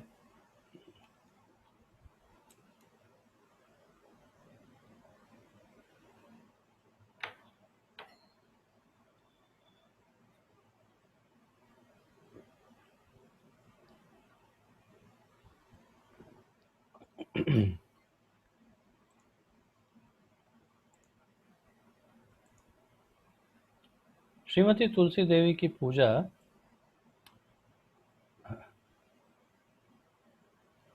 मंगला आरती के बाद की जाती है और सभी भक्तों को उनकी पूजा और परिक्रमा में शामिल होना चाहिए। सबसे पहले तुलसी प्रणाम मंत्र के साथ तुलसी देवी को प्रणाम अर्पित किया जाता है। वृंदाय तुलसी देवे प्रियाय केशवस्य च कृष्ण भक्ति प्रदे देवी सत्यवत्ये नमो नमः। वास्तव में विष्णु भक्ति प्रदे देवी है। आप कृष्ण भक्ति बोल सकते हैं, विष्णु भक्ति बोल सकते हैं। तो उनको प्रणाम करना चाहिए मंत्र बोल करके। तुलसी प्रणाम मंत्र के साथ तुलसी देवी को प्रणाम अर्पित किया जाता है। उसके बाद तुलसी की पूजा, कीर्तन, स्तुति गाई जाती है और तुलसी देवी को धूप, घी का दीपक और फूल चढ़ाए जाते हैं। उनकी आरती केवल 3 वस्तु से होती है। जब कीर्तन समाप्त हो जाता है तो इकट्ठा हुए भक्त 4 बार तुलसी देवी की परिक्रमा करते हैं और उन्हें जल अर्पित करते हैं। परिक्रमा के दौरान हम मंत्र का जप करते हैं, यानी कानी च पापानि ब्रह्म हत्यादि कानी च तानि तानि प्रणश्यन्ति प्रदक्षिणा पदे पदे। अंत में हम फिर से तुलसी प्रणाम मंत्र के साथ तुलसी देवी को प्रणाम अर्पित करते हैं। तो ये सरल प्रक्रिया है तुलसी देवी की पूजा की। बस, तो आज इस विषय के लिए तुलसी देवी के संदर्भ में इतना ही। अब एकादशी व्रत पालन की थोड़ी सी चर्चा करने की यदि आप अनुमति देंगे तो करेंगे, अन्यथा विराम लेंगे। अगर आप सबकी अनुमति हो तो थोड़ा सा समय और आपसे ले सकते हैं। भक्त सब हाथ उठा करके हमें अनुमति दे रहे हैं। आप सबका धन्यवाद, आप अनुमति दे रहे हैं। धन्यवाद, धन्यवाद। ठीक है, तो जल्दी जल्दी से प्रयास करता हूँ इसका। So that's the design.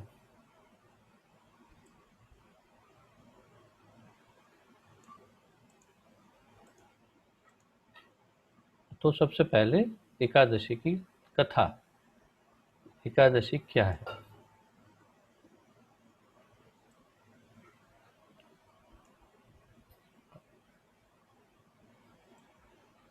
Ekadashi महात्म्य।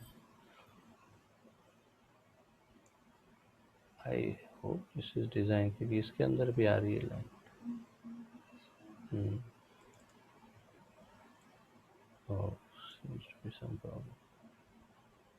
अच्छा, तो ये तो किसी बच्चों ने डिजाइन की होगी। तो आई कैन रिमूव दैट।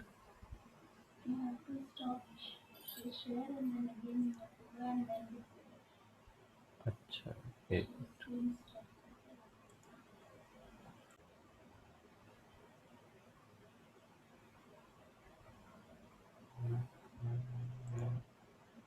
तो कथा से शुरुआत करते हैं।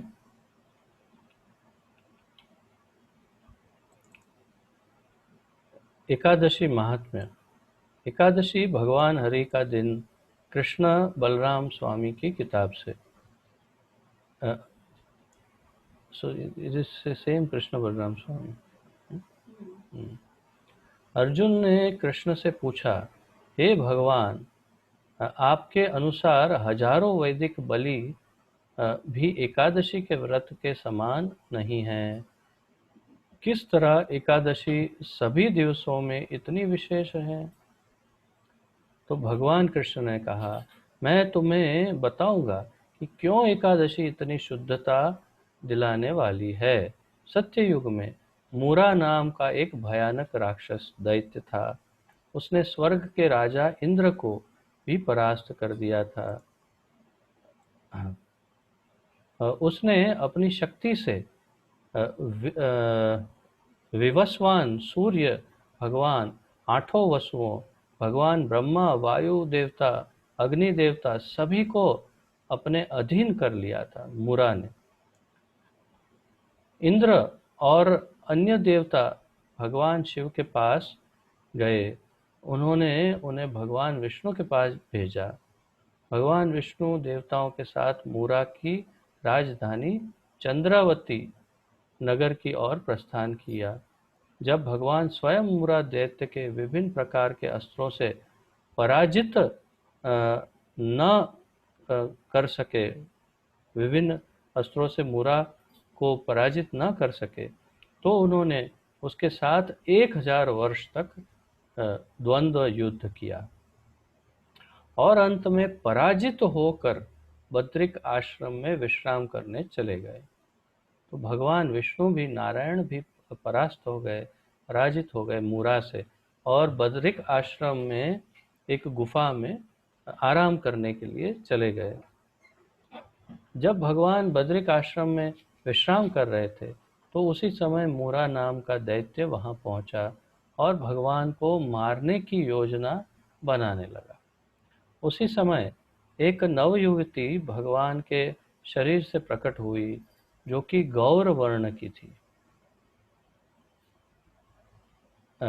और उसने मूरा दैत्य को ललकारा तो भगवान सो रहे थे और मूरा आ गया तो उनके शरीर से स्वयं ही एक स्त्री प्रकट हुई और उसने मूरा को ललकारा युद्ध के लिए। उसने मूरा के सारे हथियार गिरा दिए और उसे उसके रथ से भी वंचित किया और जब वह खाली हाथ उसे मारने उसकी तरफ दौड़ा तो उस नवयुवती ने उसका सर धड़ से अलग कर दिया। अब भगवान हरा नहीं सके। सोचो, भगवान के शरीर से जो स्त्री निकली उसने हरा दिया मूरा को और मार भी दिया, तो आश्चर्य है ना। परंतु उसे उस तरह का वरदान प्राप्त हुआ था, इसलिए उसे कोई केवल स्त्री ही मार सकती थी, ये वरदान था प्राप्त, इसीलिए ये सब नाटक भगवान ने किया।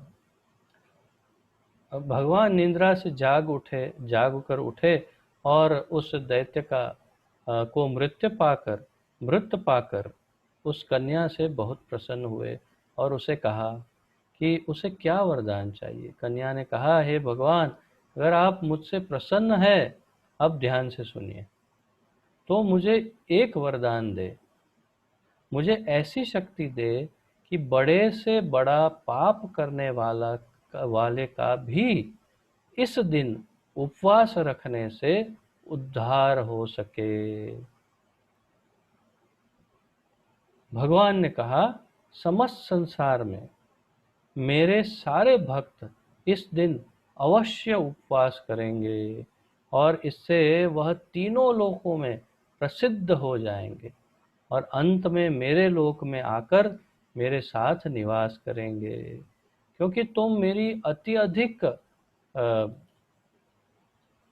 क्षमा कीजिए, तुम मेरी आध्यात्मिक शक्ति 11वें दिन प्रकट हुई हो तो तुम्हारा नाम एकादशी होगा, क्योंकि 11वें दिन प्रकट हुई है इसलिए उनका नाम एकादशी है। अगर कोई व्यक्ति एकादशी के दिन उपवास करेगा, मैं उसके सारे पापों को जला दूंगा, भगवान कह रहे हैं। उस पर भगवत धाम आने की दया करूंगा। अंत में कृष्ण ने अर्जुन से कहा, उसी दिन के पश्चात एकादशी समस्त संसार में सबसे अधिक प्रसिद्ध हो गई। हे अर्जुन, यदि कोई व्यक्ति सारे नियमों के साथ एकादशी के व्रत का पालन करेगा तो मैं उसके सारे शत्रुओं का नाश करता हूँ और उसे परम धाम देता हूँ।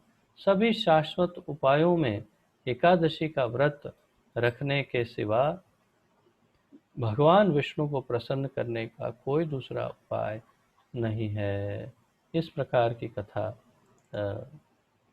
शास्त्रों में वर्णित है एकादशी के लिए। तो ये थी कथा, और अब पालन करने की विधि और फिर उद्देश्य और लाभ संक्षिप्त में देखते हैं। पालन करने की विधि बहुत सरल है।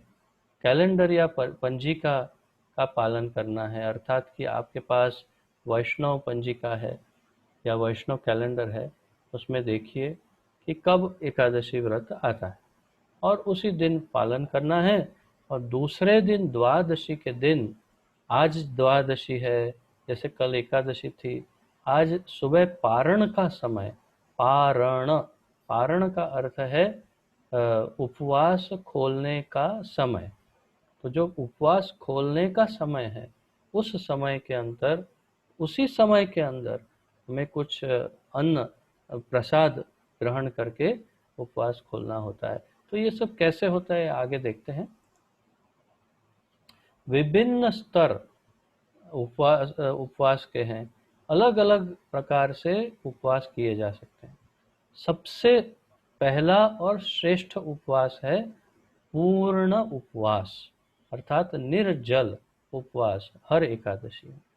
अगर नहीं हो और साथ में पूरी रात बैठ करके जप करना। अगर ये ना हो तो केवल जल पी करके उपवास किया जा सकता है। अब वो भी ना हो तो केवल फल आदि ले करके उपवास किया जा सकता है। लेकिन अ, सबसे आम अनाज और फलियों बीन्स से उपवास करना है। अ, तो आप दूध लीजिए, फल लीजिए, फलाहारी जो जो भी वस्तु है, जैसे साबूदाना हो गया, मोरैया, या क्या बोलते हैं उसे, हाँ, राजगिरा, सामा राइस, ये सब ले, परंतु सबसे श्रेष्ठ है निर्जल। नहीं हुआ तो केवल पानी पी के, नहीं हुआ तो केवल दूध पी के, दूध से नहीं तो दूध लीजिए, फल भी लीजिए, और ना हो तो फिर 56 भोग बनाइए, ये सब सामा चावल और साबूदाना ये वो मिला के, और फिर ऐसा भी होता है। परंतु अनाज नहीं लेना है किसी भी प्रकार का, फलियां, बीन्स नहीं लेना है। तो बीन्स को हिंदी में क्या बोलते हैं? फलियां, फलियों को और क्या? हाँ? हम्म। बांग्ला में क्या बोलते हैं मुझे अंदाज नहीं है। कोई बता पाएगा मुझे कि बांग्ला में क्या बोलते हैं बीन्स को? आप में से कोई? हाँ, मधुमिता माता जी बोलना चाहती है, बोलिए।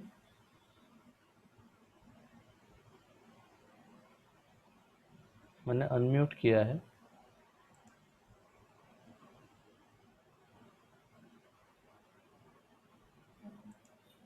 ठीक है।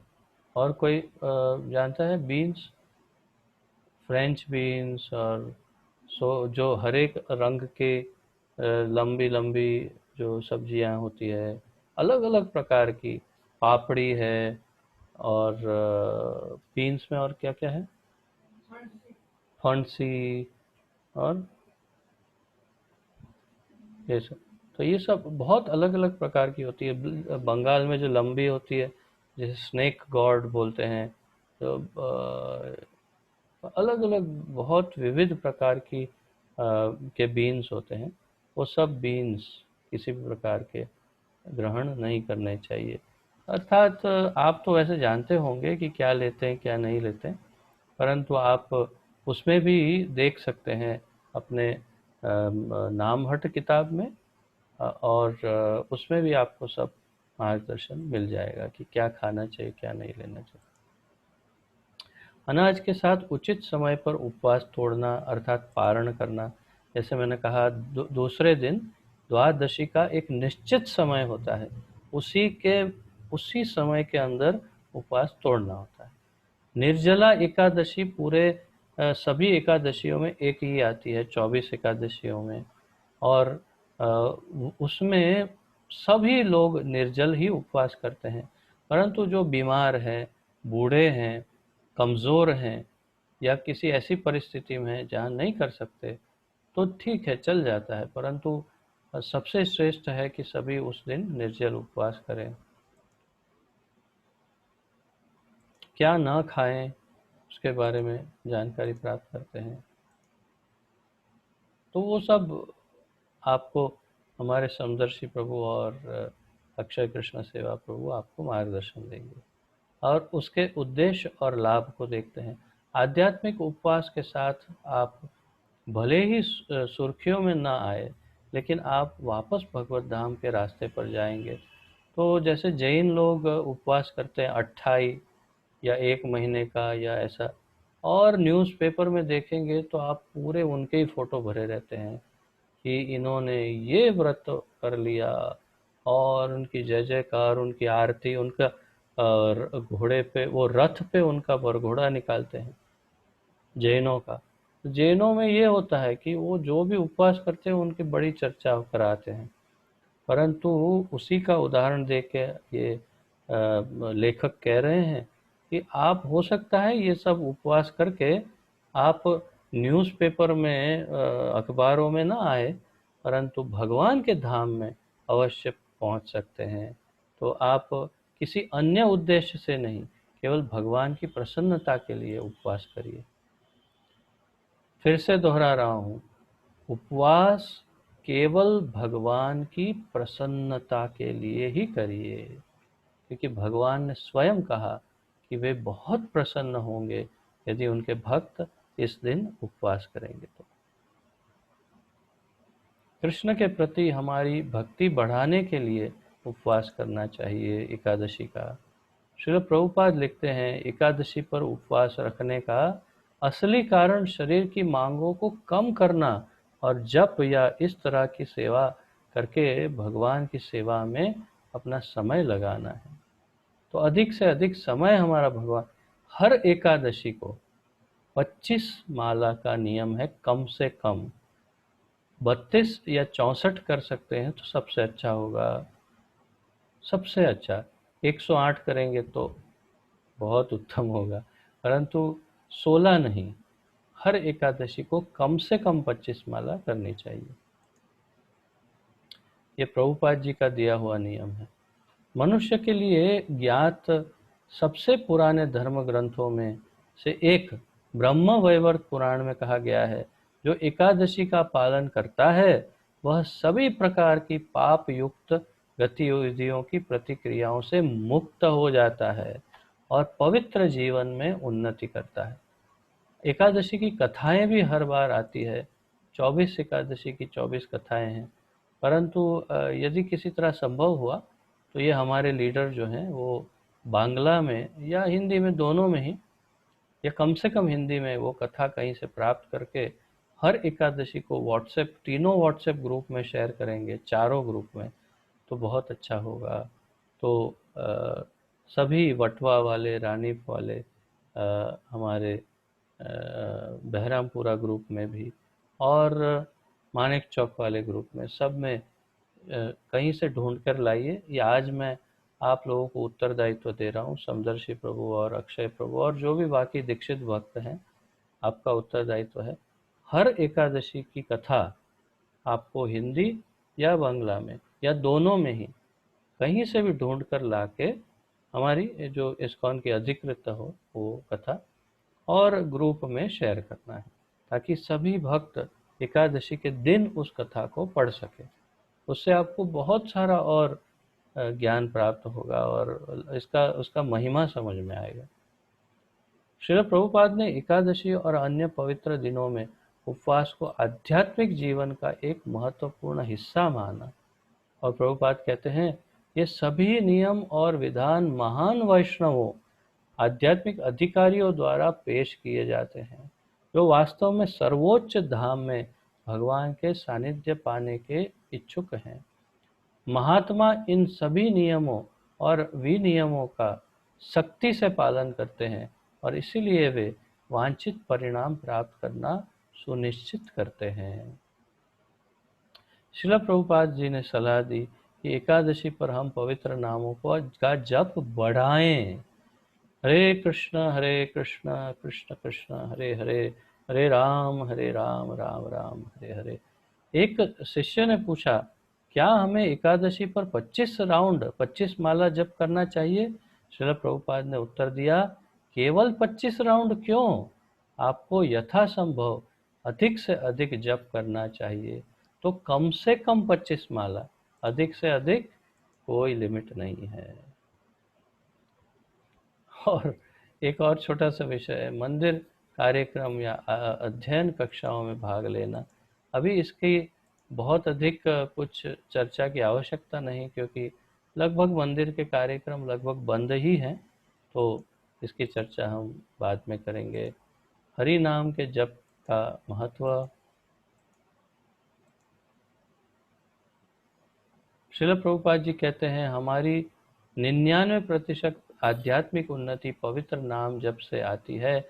इस प्रकार जो भक्त ईमानदारी से और नियमित रूप से अपराध रहित जप करता है, वह कृष्ण चेतना में तुरंत प्रगति करता है। भगवान के पवित्र नाम का जप एक भक्त के जीवन में सबसे महत्वपूर्ण गतिविधि है। जप हृदय को शुद्ध करने के लिए सभी महान आचार्यों द्वारा दी गई एक आवश्यक प्रक्रिया है। इसलिए हर गंभीर भक्त के लिए यह परम आवश्यक है कि वह हरे कृष्ण महामंत्र का जप नियमित रूप से बिना रुकावट करें। ये चर्चा इसलिए मैं करना चाहता हूँ क्योंकि मैं देखता हूँ कि आप में से कुछ भक्त अभी तक 16 माला तक नहीं पहुँचे हैं। सबसे मुख्य तो मौलिक प्रभु जैसे भक्त जिन पर मुझे बहुत अधिक आशा है, वही अभी तक 16 माला तक नहीं पहुँचे हैं। और अभी है ना मौलिक प्रभु या चले गए?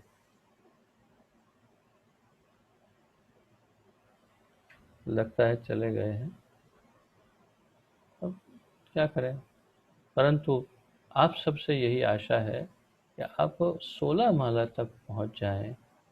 तुरंत ही प्रयास करें माला बढ़ाने का और अपना रिपोर्ट पूरे सप्ताह का रिपोर्ट भेजें। रोज का रिपोर्ट नहीं दे, पूरे सप्ताह का रिपोर्ट लिखें और पूरे सप्ताह का रिपोर्ट आप भेजिए अपने ग्रुप लीडर को कि हमने, या फिर व्हाट्सएप ग्रुप में शेयर करिए कि पूरे सप्ताह में हमने इस दिन इतने बजे 16 माला पूर्ण की।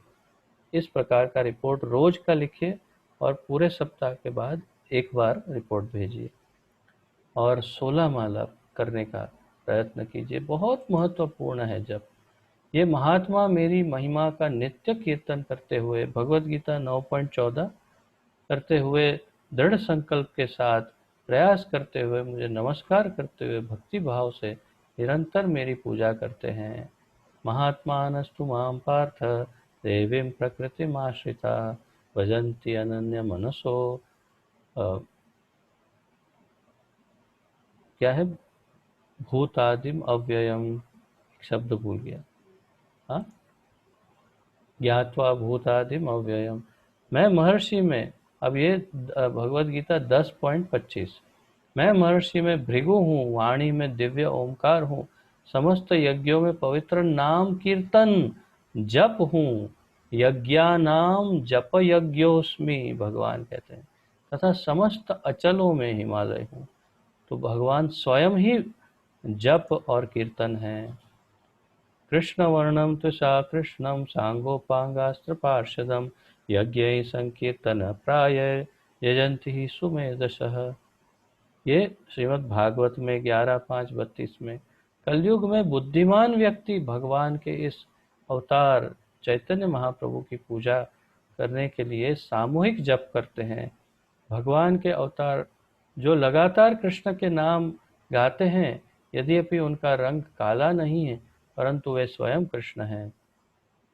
उनके साथ उनके सहयोगी सेवक शस्त्र और गोपनीय साथी भी हैं। तो ये भागवत का श्लोक है। और कुछ श्लोक है, कलेर दोष निधे राजन इत्यादि। तो ये सब वास्तव में कलयुग में हरे कृष्ण महामंत्र के जप की महिमा बता रहे हैं। और मूल रूप से यदि आप हरे कृष्ण महामंत्र का जप करते हैं तो आप सबसे सारे दोषों से मुक्त होकर के, सारे पापों से मुक्त होकर के, सारे बंधनों से मुक्त होकर के कृष्ण प्रेम और भगवत भक्ति को प्राप्त कर सकते हैं। तार मध्य सर्वश्रेष्ठ नाम संकीर्तन, महाप्रभु कहते हैं, निरपराध नाम लये पाए प्रेम धन। तो कलयुगे युग धर्म नामेर प्रचार, तथि लागी पीत वर्ण चैतन्य अवतार। तो ये सब महाप्रभु के हमें आदेश हैं। हरि नाम पर ये च घोरे कलियुगे नरः ते एव कृतकृत्यश्च न कलिर्बधते हि तन। तो ये बृहन्नारदीय पुराण का श्लोक है। इसमें भी भगवान के नाम का महिमा बताया है। समय के अभाव से मैं मेरे सामने कुछ भक्त उबासियाँ भी ले रहे हैं, यॉर्निंग कर रहे हैं, मुंह पूरा खोल खोल के। तो मुझे अब संकेत मिल गया कि मुझे जल्दी से समाप्त करना है। वराह पुराण उसमें भी बताया है, और मैं ये सब पढ़ने बैठता नहीं। ये स्क्रीन आपके सामने है, आप पढ़ सकते हैं तो जल्दी से पढ़िए, अन्यथा ये वीडियो मैं अपलोड करूँगा, उसमें पॉज करके पढ़ लीजिएगा। तो ये सारे श्लोक नाम का महिमा गाते हैं।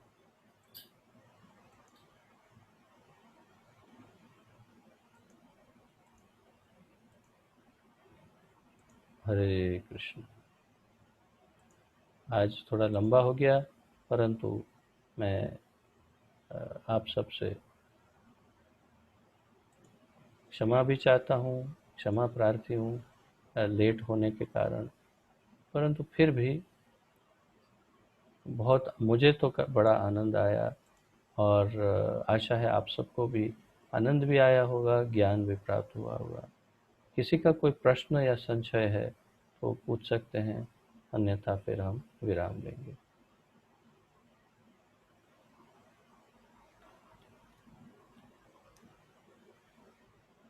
किसी का कोई प्रश्न या संशय है?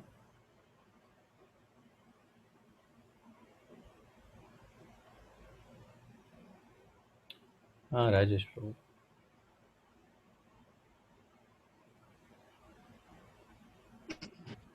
हरे कृष्ण प्रभु जी, दंडवत प्रणाम।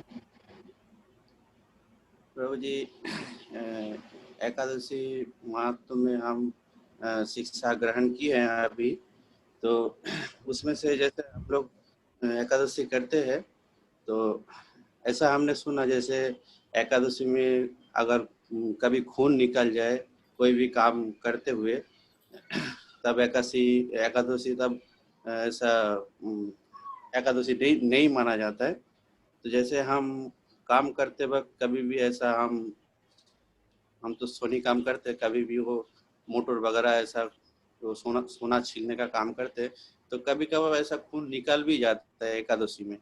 तो वो ऐसा आंजने में खून निकलना फिर थोड़ा विस्तार से बताइए। देखिए, ऐसा है कि आपका ये जो आपने सुना है वो पूर्ण रूप से गलत नहीं है, परंतु एक प्रकार से गलत भी है, क्योंकि वास्तव में एकादशी के कुछ ऐसे नियम हैं जिसके अंतर्गत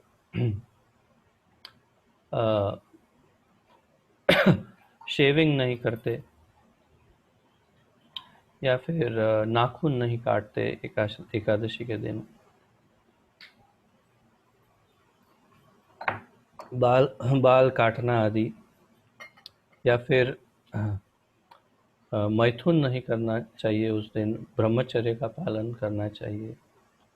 और ऐसे सब नियम हैं जिसके अंदर भी खून का कहीं भी संबंध हो, ऐसे कोई कार्य नहीं करना चाहिए, ऐसे नियम हैं। तो इसीलिए कुछ लोगों का मत है कि खून अगर निकल जाए तो ये वैसा ही हो गया जैसे आप शेविंग किए, खून निकल गया तो भंग हो गया। तो तात्पर्य ये है कि उससे एकादशी भंग हो जाए, ऐसा उनका मत है। मैंने वास्तव में कहीं ऐसा पढ़ा नहीं है अब तक। एकादशी की जो भी उनकी उसकी पुस्तकें या ग्रंथ पढ़े, कहीं ऐसा मैंने पढ़ा नहीं है। इसलिए मेरे मत अनुसार ऐसा कोई टेंशन लेने की आवश्यकता नहीं है।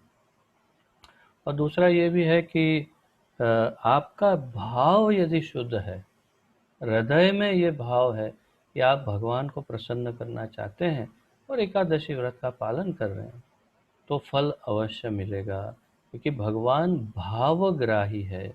उनका नाम है भावग्राही जनार्दन, अर्थात वो भाव को ग्रहण करते हैं।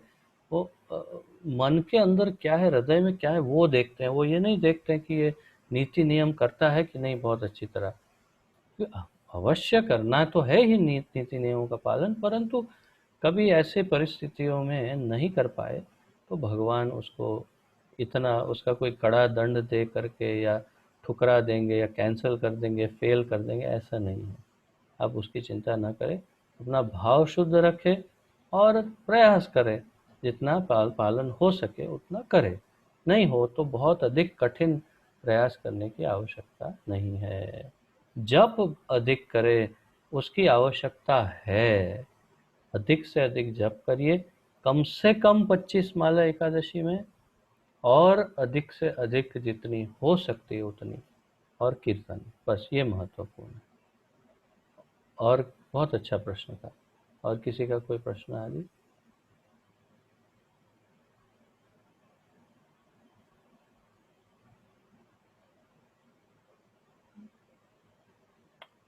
ठीक है, आप सब ने आज बहुत धैर्य रखा, आप सब ने आज बहुत धैर्य रखा, बहुत समय लंबा हो गया, तो आप सबका मैं क्षमा प्रार्थी भी हूँ और धन्यवाद भी करता हूँ। तो अगर संभव हो, समय हो, तो समदर्शी प्रभु के साथ एक माला जप करने का प्रयास करिए, नहीं हो तो कोई बात नहीं, आप सब आपस में तय करिएगा। मैं आप सबसे आज्ञा चाहता हूँ, फिर अगले सप्ताह मिलेंगे और हमारे रेगुलर भक्ति वृक्ष कार्यक्रम को आगे बढ़ाएंगे भगवत गीता के साथ। आप सबका बहुत बहुत पुनः धन्यवाद, सबको प्रणाम। हरे कृष्णा। श्रील प्रभुपाद की जय। अब सबकी जय हो। हरे कृष्ण।